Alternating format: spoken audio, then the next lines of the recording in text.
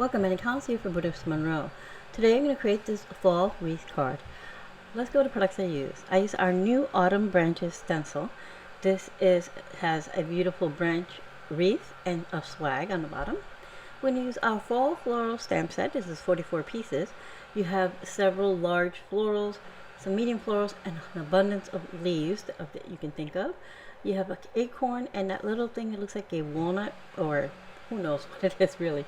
Alright, so then you have some wonderful sentiments like happiness blooms from within, which we'll be using, don't stop believing, smile, and more. We're going to use our stick and stamp mat with our stencil with some candy coat in yellow, pink, and purple, a few drops of aqua pigment in brown. So I mixed the aqua pigment in brown with the yellow, and then I mixed it to create this goldeny brown color, and then I mixed a trio of pink, purple, and yellow to get this orangey brownie color. We're going to use that with our wreath stencil. I know the colors look a little weird, but trust me, they work. I have some cream cardstock. This is about 85 pounds. I have 80-pound maroon cardstock and a card base made from Not Your Mama's cardstock, which is nice and heavyweight. For our leaves and blooms that we're going to stamp, I'm going to use these leftover panels that I have created from other projects. These have all been sprayed with Chroma mist or aqua pigment, a variety of colors, except for this blue one. That one has candy coat in blue. These are all from other projects, and I always save my scraps for these kind of quick and easy projects. So let's get started. First, we're going to take our cream cardstock and our stencil. We have our palette knife here to work with, and I'm going to remove the covering off my stick and stamp mat, and I'm going to place my cream cardstock down onto it. That'll be stuck onto our mat. And I want to say quickly, if you hear some pounding in the background, we had to have some pipes burst in my house, so we're having them fixed. I'm sorry for the noise. I'm doing my best to avoid as much noise. Alright, so we have our stencil down. I have going to use some post-it here, some post-it tape to cover up the little pieces of the swag branches that are on the bottom. Again, we're going to use the branch wreath that's on the top.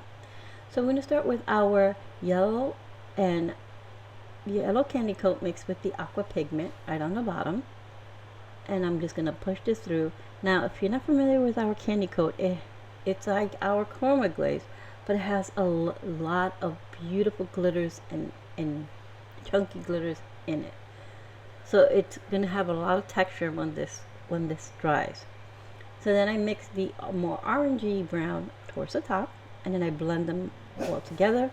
I remove the excess as quickly as I can, making sure all of our little branches are filled in. And then I have my fingers crossed. I'm peeling it up because since it's so chunky, I don't want to mess up my wreath. So here's the wreath. As you can see, it goes from a lighter brown to a darker brown. Towards the darker brown is where I'm going to put most of our cluster of leaves and flowers. Okay, so now I'm going to show you how I stamped my flowers while we let our branch dry, our wreath dry, I should say. Alright, so I have another stick and stamp mat, and I keep that one solely for stamping, and I keep it in my stamping tool here on my stamping platform. And I'm going to show you, I just take the little pieces that I have, and I'm going to use the stick and stamp mat to hold it so none of the magnets are in my way.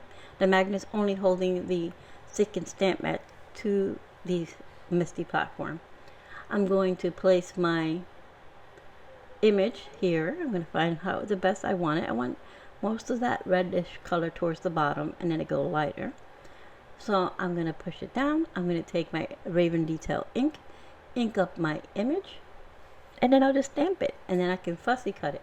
Now I'm fussy cutting because I don't have the dies for this set. There is a coordinating die set available for purchase. Yes, I'm on the design team, but I didn't receive these because we get these ahead of time. So now I have my wreath is all dry and set. You can see all that beautiful shine from the glitter and all the little fun chunkies. I trimmed this panel down just a smidgen so that it would have a nice little maroon mat. I stamped our sentiment, which reads "Happiness blooms from within," on a piece of that same misted paper, leftover cardstock. And there are all there's our blooms and all of our leaves and such. Alright, so let's put our project together. I'm going to use some Burley Art glue to adhere our branch panel to the maroon cardstock. And I try to stick with darker jewel tone kind of colors for our images, but not so dark so that you couldn't read what they were. Okay, so, well, not read, but see, you know what I mean. Alright, so I'm going to go ahead and adhere this panel to our card base, using, again, Burley Art glue. I'm going to use mostly Burley Art glue, except for a few pieces will have foam adhesive behind it. Once I have that adhered, we're going to create our cluster on the bottom. I'm going to use our large focal image in the center, and then I'll keep adhering the leaves from there. Our larger focal floral image is on foam tape. So I have that sticking up, get it where I want it, and then I'm going to just start adding the leaves, just tucking them behind there, going up our wreath. I'm just going to continue doing this until we have it as filled as we would like, and I want it like about halfway up, and then our sentiment will go across. So we're going to just go ahead and move that. Now the little acorns, you'll see I will have those raised up on foam adhesive. I'm just going to continue going and filling every part of this little wreath. Well, not every part of it, the bottom portion of it. And then once we have that all set,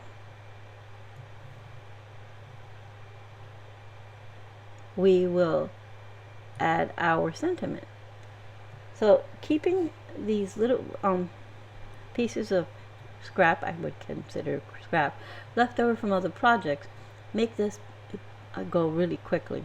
So all I did was, for different projects, I missed Chroma mist or Aqua pigments, I brushed it on, or I used any leftover from a project with our glitter glaze or candy coat or any of our Chroma glaze, and I saved them if I have little pieces for things like this, for cutting little pieces out, or for one project a couple I think it was last month, I created using the basket stencil, and I was able to save the pieces and use it several times on different cards.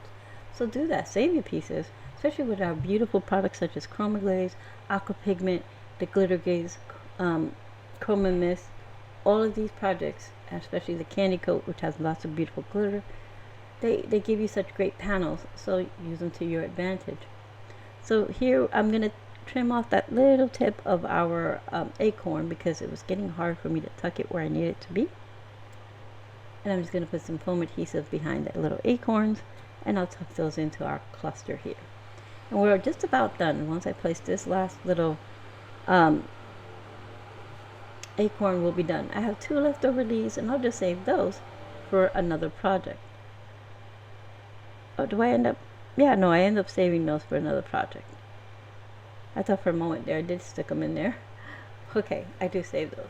That's okay, because we have plenty of fall projects to create. So our sentiment I have raised up on a foam adhesive, and I'm going to place that right across here. And then I will bring in some fun jeweled flat gems. Oh my goodness.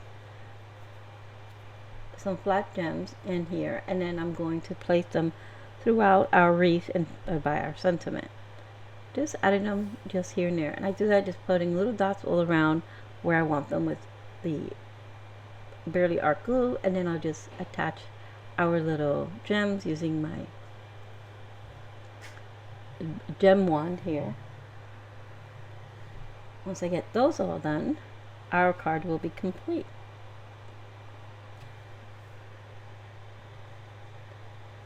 And believe it or not, this is sped up, so you can see how slow I actually create my cards. Sometimes I do really quick, and sometimes not so much. So all of these the stencil, the Fall Floral stamp set are all part of the inspiration box for this month. So if you haven't subscribed, you should. There's some beautiful things. This is just a little sample of what you get in the inspiration box.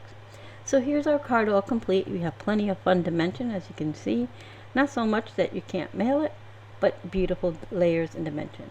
So today we use our stick and stamp mat, our Fall Florals, and our Autumn Branches stencil. And we used Candy Coat, well, Raven Detail ink first. And we used Candy Coat in yellow, pink, and purple. A few drops of Aqua Pigment to mix with our yellow Candy Coat to create our darker brown branches. You still see them peeking out.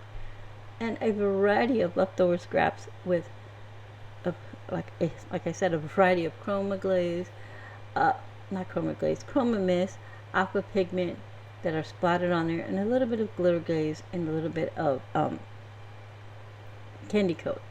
So I would like to thank you all for being here. I hope you found some inspiration. I know I rattled off a bunch of things.